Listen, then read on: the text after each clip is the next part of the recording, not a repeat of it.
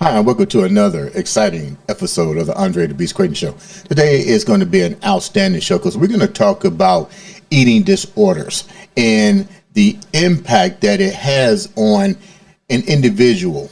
And when we say the impact that it has on individuals, we're talking about this is a eating disorder, so it can affect all kind of things growing up, from peer pressure to hormones to relationships, you name it. It can cause some pretty significant turmoil.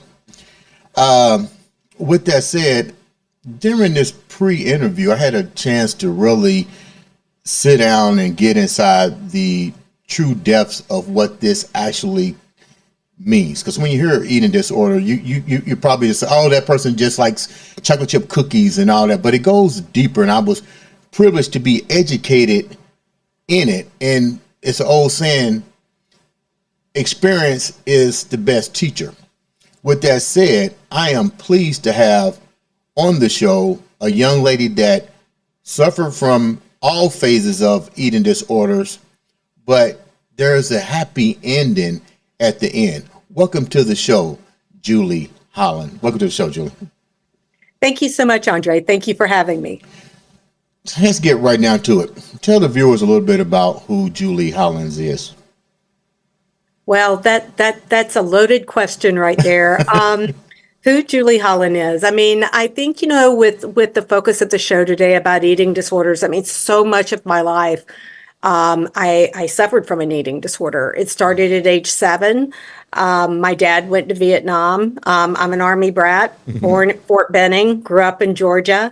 And my dad went to Vietnam, and the way that my mom managed his being away was by cooking, and the way that I dealt with my dad being away was through eating. So needless to say, by the time my dad came back from Vietnam, a year and a half to 2 years later, I had almost tripled my weight.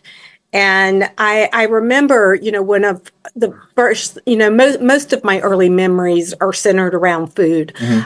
But I do remember my dad coming off the plane, and I was so excited to see him.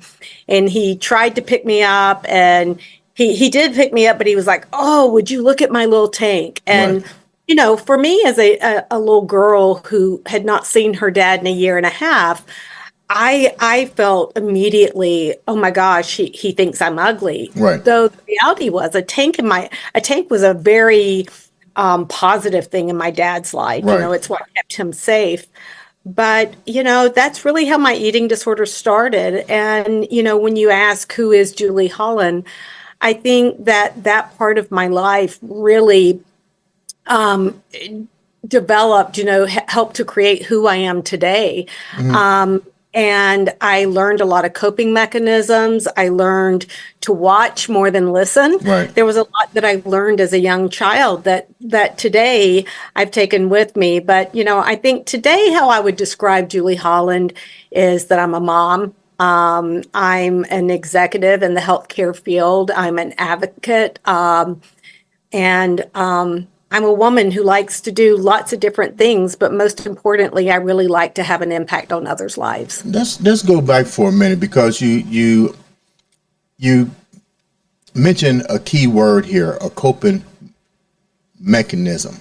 What was it like in your household? Because when you say words like coping, there had to be something that you had to readjust your thought process, the way you approach life. And let's go back a little bit. What was it like in your household with mom, dads, your siblings? Well, in Georgia, I'm from Albany, Georgia, so we're almost connected. You lived in Albany at one point. I did. What I know what it's like in the South.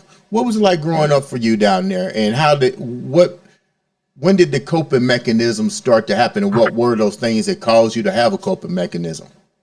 Right. Well, I think as I mentioned, just being a military family in itself, we lived in a small town in Georgia. We were the only military family. My dad was an Army recruiter, and he came there to be the recruiter and then went to Vietnam. And I think that, just being a military family in itself was different because, I wore a POW bracelet. My dad wasn't there. My dad was absent. And so, I remember being at school and not really necessarily knowing where I fit in. Right. I believe, I do have an older sister. My sister is 5 years older than I am. And I believe that, we were latchkey kids. We would come home from school, and the first thing I would do is go to the refrigerator. I mean, food was a comfort for me for a long time. And I think that, what was happening in our family was my dad was one of 9 kids. He was the son of a Baptist preacher. My grandmother was very strict, and but my dad was very strict. I mean, Okay. I grew up in a very fear-based home. I did things because I was afraid if I didn't, I would get in trouble. I believe my mom was very submissive in the same way. And, I do want to say, my dad passed away 5 years ago. My mom passed away this past year. And, it's ironically when I'm talking about my mom and dad, one thing I want to say is that so many people grow up. And I've heard clients say to me, I never felt loved as a child. Right. Despite anything in my household, I can unequivocally say I always felt loved. I always felt loved by my dad. I always felt loved by my mom. And Even with the fear factors. absolutely, because that's all. As a child, I just thought that was part of being a child. I You thought thought that was the everyone. norm. I thought it was the norm. Okay. I never knew. I thought the role of children was to be afraid of your parents. I mean, Okay. that's how I grew up. And another thing, though, was my dad was very strict and he had a very bad temper. He had like a trigger temper. He was known for that, and that he could lose his cool very quickly. And my mom was one who seemed to take most of the brunt of my dad's temper. It's funny. I was thinking last night about this and thinking about your show, Andre, and thinking about Andre the Beast. And I remember as a little girl lying in bed and having my hands up like a lion, like a beast coming after me. And I remember I'd make these sounds because I'd hear my mom and dad talking and fussing, and then I'd hear it start to escalate. Right. But I would use this like, sound, as crazy as it may sound. It was the beast that was keeping me where I didn't have to listen. It gave me something else to focus on to drown out, the yelling and the arguing. But I always kept one ear out to the very first time when I'd hear that hit and I'd know that my dad had hit my mom. And I would take off running in the room. And I remember many, many times I was the one who separated them. And so I think I learned early on that I had a responsibility to be a peacemaker. I had a responsibility to stop conflict, Right. that it was up to me to do that. And so as a small child, as a young child, having that kind of responsibility on you is a big one. But I think the other thing I learned is I learned that appearance was everything. For anyone on the outside world, they would think we were the picture perfect family. How is that? How did that Well, happen? we went to Sunday school, we went to church. My mom and dad always made sure our needs were met. They always made sure we were dressed nice. I mean, my dad looks and appearance were very important. I mean, he went from being an Army recruiter to being a car salesman and a car dealer and everything Right. that goes along with that. He always dressed very nice. My mom went to the beauty shop every week, that she had her hair teased. That's back when they used to wear the frosted and teased hair. And she, up until the day my mom passed away, at age 85, she was still going to the beauty shop once a week. And so there was a lot put into appearance and showing up looking a certain way. And I think that that's what, when I look at the development of my eating disorder, because I went from being binge eating to anorexia when I was in junior high school, Hmm. and then to bulimia when I was in high school. And I believe that for me, my eating disorder, because when I lost weight, everyone told me about how great I looked. No Right. one said, "Oh, I'm really worried about you." Everyone just complimented me. I got a lot of kudos. I had a boyfriend through high school, he was the football player, he was the Right. good-looking guy, and now for the first time I had a boyfriend. But as I said, eating disorders are biopsychosocial. So I know that genetic component was there. There was a lot of alcoholism in both sides of my family, both Hold down one maternal and second, paternal. Julie. Let's go Uh-huh. back a minute. When you talk about the eating disorder and being the word Psychosocial. that you use, you mentioned everybody knew your dad as having the temper, and the mom being taking the blunt force and of the situation. What did you know a lot about about your mom and your dad? Because you mentioned a key component, genetic. Was any of this stuff did anybody on your mom and dad's side suffer from any of the things that you're about to go through? Because to me, it Right. seemed like that they would have recognized the eating, the syndrome of going to the ice box, the weight, and so forth. None of this was even brought up in, did they even notice, is what I'm saying. Oh, they noticed. I mean, I was taken to a doctor, to the military doctor, when I was in fourth grade because I needed to lose weight. I mean, doctors gave me, when I was 9 years old, gave me diet pills. Right. So yeah, they noticed because I needed, people would say, "Oh, you've got such a pretty face," but as I was saying, both my mom and my dad came from addictive families, with alcoholism, obesity. I'm sure there were eating disorders there. I mean, again, keep in mind, I'm talking back in the Karen Carpenter days. People didn't know about eating disorders And then. she I mean, died these days, from yeah, she died from this. anorexia. And Correct. these days, everyone knows what an eating disorder is. Back in the late 1960s, early 70s, people didn't talk about eating disorders. Right. It's just what you did. Right. It's what you did to look a certain way. And so, I believe that, when you look at the genetic side, I always talk about it's like having the breeding ground. And I had the breeding ground. I have the genetics. I had psychologically, the things, the way I'm wired. Right. I am a perfectionist. I am a people pleaser. I am very much, I learned to be externally validated in my life.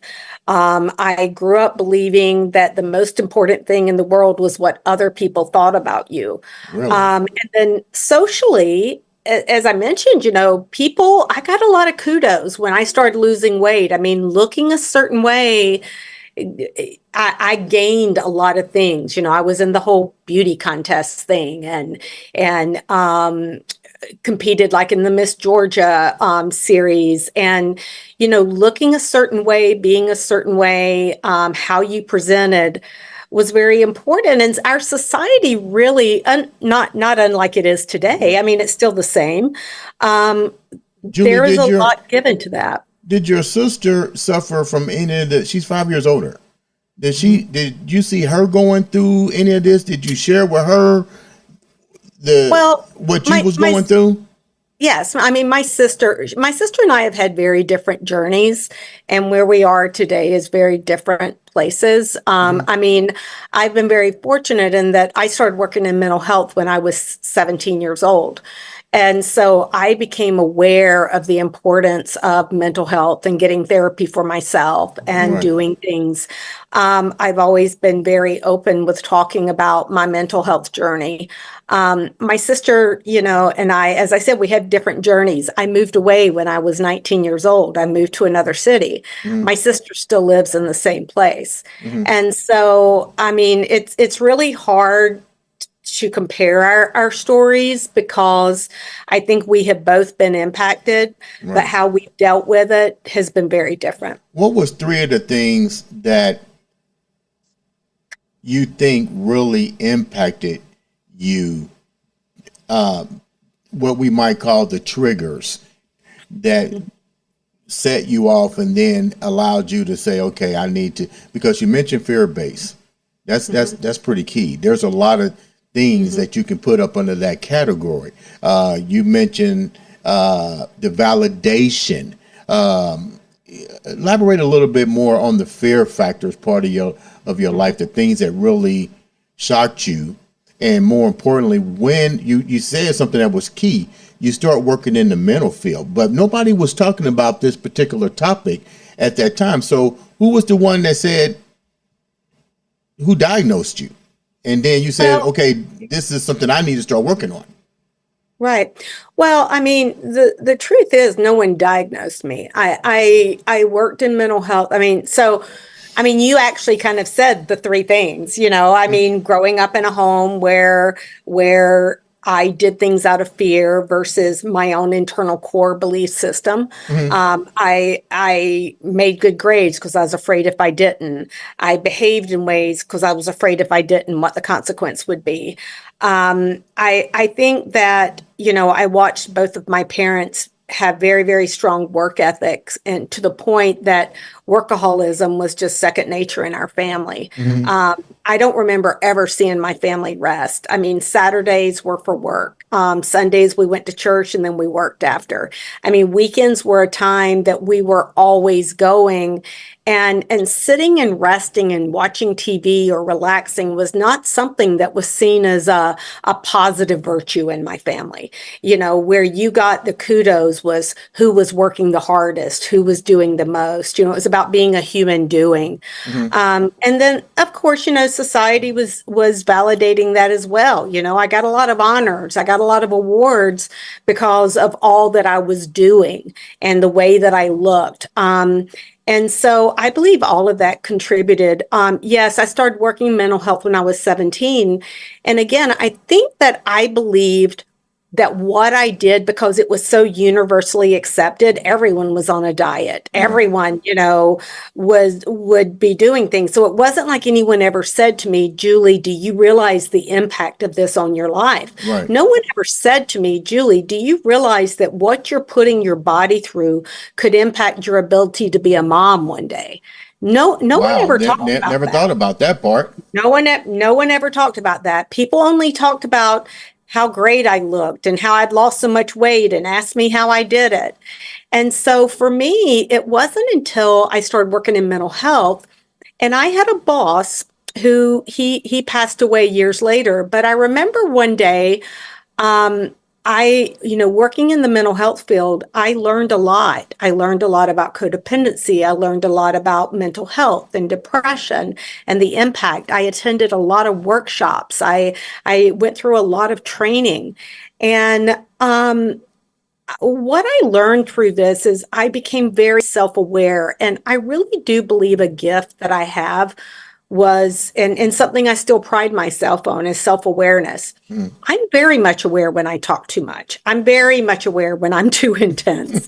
I'm very much aware of all these things, I don't deny it, and it's something years later I still work on. But I do believe that what happened, I was able to become aware that what I was doing was not healthy. Wow. And I did get into individual therapy. Then a couple of years later, this boss I was talking about, he had left, he had moved to Savannah, Georgia. And one day out of the blue, he just called me and he said, "So Julie, how's your eating disorder?" Wow.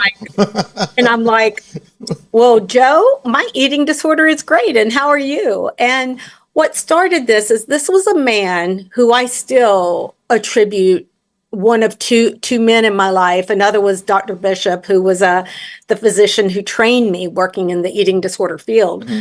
But these two men really were pivotal in the journey that I had in starting to work with eating disorders. And I can, so I started working in eating disorders when I was 21. I had moved to Savannah, Georgia. I helped to start an eating disorder program.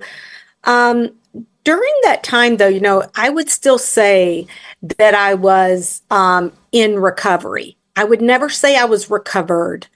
And I truly believe that it was just like any other, compulsion that I was always in the process of.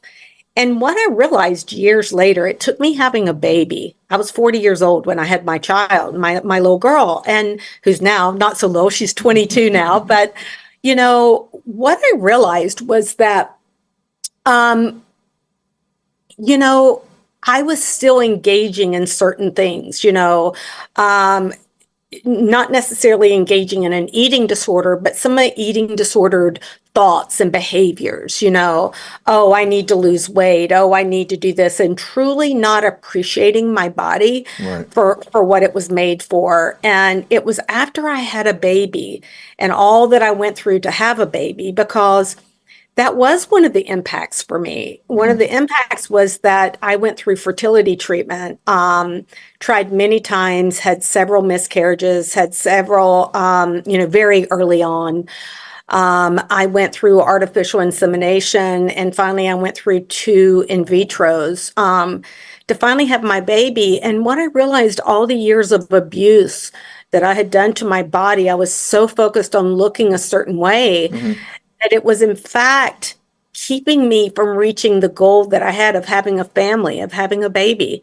And after being pregnant and having my daughter, it made me really truly understand the beauty of our bodies and how miraculous they are, and how important it is, how very, very important it is to really take care of ourselves. Julie, let me ask you a question. Let's go back a minute. And thanks for coming on and sharing this information about eating disorder. A few questions. I want to go back a little bit. When you say an eating disorder, I'm trying to take my mind into a person that may not know the dysfunctions that happen here. What's a day like for you with this particular situation? Do you come in the house, like when I hear eating disorder, are you just grabbing cookies and pop and I think that's the myth. That's the myth. That's what I mean. What exactly is it for you before you was diagnosed with it? What were some of the behaviors that you were doing? Well, some of the behavior, they differed according to when I was in life. As a very small child, I would never eat during the day because I didn't want people to see me eat. I felt very ashamed of eating. I would come home in the afternoon, come home when no one could see me, and I would binge eat. Right. I remember in my family, we ate very large helpings. I never knew that a sirloin steak was for a family. My mom would make a sirloin. We had, my mom and dad would like buy cows, and so we had lots of meat in the freezer. I never knew that eating 5 or 6 pieces of fried chicken was not a serving size. I didn't learn what a serving size was, and I didn't know how to identify satiety. I just knew I found comfort in eating. And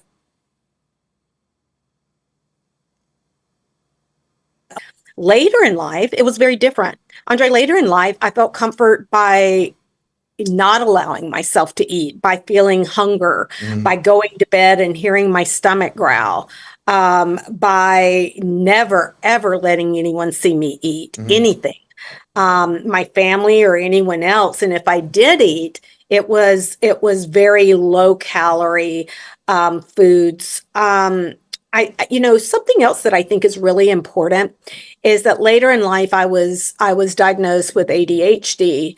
And what I realized is that when I was taking Black Beauty's speed, I felt normal for the first time in my life. Really? And I realized later it's because it was amphetamines. Of course I felt normal because I had ADHD. And so for the first time, I could really focus. But I then did it like I did everything else. I went overboard. I was living off of Tab. We drank Tab back, during that time. That was the big drink was Tab. I know, right? So we would drink, that was our drink. And I lived off soft drinks. I lived off amphetamines. I didn't eat. And I got a lot of kudos. Now, Julie, later in life, hold on one I, second, Julie. I'm gonna ask one uh-huh. more question to still go on the flow. During this time, your transition, um, when you have this particular illness, I know it may differ from different people, but did you have certain foods and stuff? Because you mentioned tab. So through this journey, as you going through recovery and trying to sort it out, because nobody talked about it, did you go through different phases of foods and beverages that The truth is, yeah, it's a Andre, it's myth, not right? about the food. Yeah, it's not about the food. It's about, there's something I use, and I use this in working with clients, and this may help to understand. There's four ways that we can deal with anything in our life. And so, say, for example, we have expectations, realities here. There's this gap in between. Hmm. We have four ways that we can close that gap, so to speak, in our life. Expected that my parents wouldn't fight. My parents fought. Expecting that I would be able to have a baby at age 25. I didn't. There was a gap there. There's four ways: too unhealthy, too healthy. The too unhealthy is one, I can get into addictions and compulsions. And what they do is they work for the moment. They numb out that feeling for the moment. They give me comfort for the moment, but then that wears off and I'm right back. The difference is now I'm feeling shame. Before I had this gap, now not only do I have the gap, I'm feeling ashamed. The other unhealthy thing is I can get into the if onlys. This is where people become suicidal. They become depressed. If only I were dead. If only I had this. If only I were thin. If only I had a boyfriend. It's all that mythology. Hmm. And so we get caught up in that mythology, but once again, it doesn't help to close that gap. Mm. Too healthy, or one, physically, what can I do? What is it that I can do? What can I do to close this gap? I can use my words. I can physically do something different. I can take myself out of situations. I can speak up. I can exercise. I can see a dietitian. I can eat healthy. Sometimes, though, we have done every single thing in our power, everything we know that we can do physically. And Mm. that's when the fourth thing comes up. It's acceptance. You The truth you is, go well, ahead. something I was going to say is I always wanted to be 5'7" and weigh 110 pounds. Okay. Unrealistic because I'm 5'5" Right. on a good day. And so therefore I was already setting myself up with an unrealistic expectation that I could never live up to because it was unrealistic. I was comparing myself to things that were not comparable. Okay. One of the things that you mentioned before we have to wrap up, and I really want to shed some beautiful light because, like we said, there is beauty at the end of this. You recognize that there was a problem in the nick of time. You wind up because it was it was crippling your ability to have a child, and that was one of the things that basically you wanted from the get go. Um, Right. but take us down that journey a little bit and the beauty that came from understanding and how to deal with the eating disorder and how recognizing it at an early point in your life enabled you to have this beautiful daughter. Tell the viewers a little bit about that story. Yeah. So, when I was able to have my daughter, I mean, I'll never forget, we were living in Bermuda at the time. So, life looked very different, living in another country. But I remember the moment they handed my daughter to me, none of that other stuff mattered, and I remember thinking, I am going to teach my daughter that there is a different way of living life, and there were certain things that I meant, that I wanted her to know about. Mm. And she and I have our favorite saying is a Maya Angelou, you may not remember what people said or what they did, but you always remember how they made you feel. And something I've really tried to strive to teach my daughter is about loving kindness. First, loving kindness to yourself, and making sure that everything you're doing is aligned with that value. And then loving kindness to others. We never know what other people are going through. You Right. know, that person who's cutting us off in traffic, we don't know what they're dealing with. Right. And so I've always, the other thing is I wanted my daughter to know to not make decisions in her life out of fear, that I was going to love her regardless, but to make decisions that were aligned with her core values, Right. and that they're her core values, not my core values, Right. that they're her core values. Right. With that said, I'm going to go back a little bit. And congratulations on having a child, Thank you. addressing the fact that you did have an eating disorder.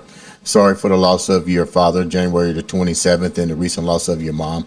I know that's still weighing on you, but I'm going to go back a minute. You're now in a profession to help people deal with the different phases of eating disorder. How many people from the moment that it was the silent illness to now people are coming out? Are you seeing more of it on the female side? Are you seeing more of it on the male side? Is it more teenage girls? What's the demographics now? Oh no, eating disorders are not picky. Eating disorders impacts very young, very old. I've treated as young as 5. I've treated as old as 87. I've treated males, females, transgender. I've treated all. I mean, eating disorders are not picky about who they impact.